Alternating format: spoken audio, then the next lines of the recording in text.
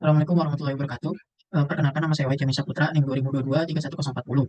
Di sini saya ingin mempresentasikan hasil kerja saya, yang dimana sebelumnya di ujian tengah semester, saya membahas relevansi pasal 322 KUHP terhadap kasus kebocoran data BPJS Kesehatan. Yang dimana terdapat pasal 322 KUHP beserta 3 ayatnya. Selanjutnya ada unsur-unsur seseorang dapat dijerat dengan pasal 322 KUHP.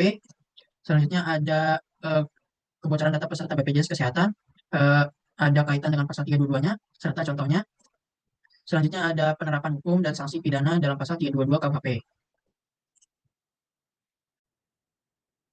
Selanjutnya masuk ke bagian diskusi, yang dimana terdapat pertanyaan, apakah pasal 322 KUHP cukup kuat untuk memberikan efek jera terhadap pelaku peretasan, mengingat sanksi pidana dan dendanya yang terbatas, sedangkan dampak dari kejahatan cyber sangat besar dan merugikan banyak pihak.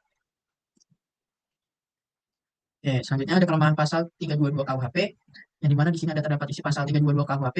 Ayat pertama mengenai akses tanpa hak, penjara maksimal 6 tahun atau denda 500 juta.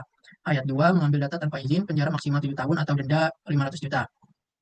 Ayat ketiga menjebol sistem keamanan, penjara maksimal 8 tahun, denda 2 miliar. Dan di sini terdapat ada masalahnya, hukuman ini terlalu ringan jika dibandingkan dengan dampak besar yang bisa terjadi, yaitu kebocoran data jutaan orang, kerugian finansial, dan hilangnya privasi, ancaman terhadap keamanan nasional.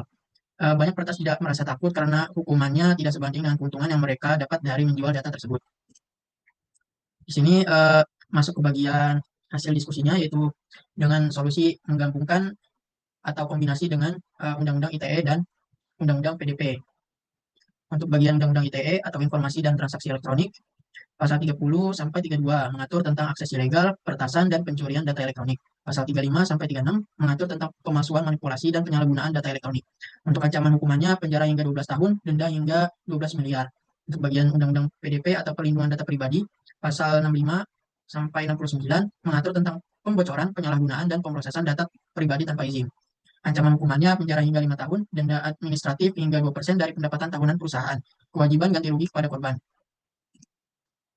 Kesimpulannya, pasal 322 KUHP belum cukup kuat untuk memberikan efek jera kepada pelaku peretasan jika diterapkan secara tunggal, karena sanksi pidana dan dendanya tidak sebanding dengan dampak besar yang ditimbulkan seperti kebocoran data pribadi, kerugian finansial, dan gangguan sistem digital. Namun, jika pasal ini dikombinasikan dengan Undang-Undang ITE dan Undang-Undang Perlindungan Data Pribadi atau PDP, maka sanksi hukum bisa menjadi lebih berat dan menyeluruh, baik berupa hukuman penjara belasan tahun, denda miliaran rupiah, hingga sanksi administratif. Pendekatan hukum yang komprehensif ini lebih efektif untuk memberikan efek jera dan mencegah kejahatan cyber yang semakin kompleks di era digital. Mungkin sekian presentasi dari saya, kurang lebihnya mohon maaf. Saya akhiri. Wassalamualaikum warahmatullahi wabarakatuh.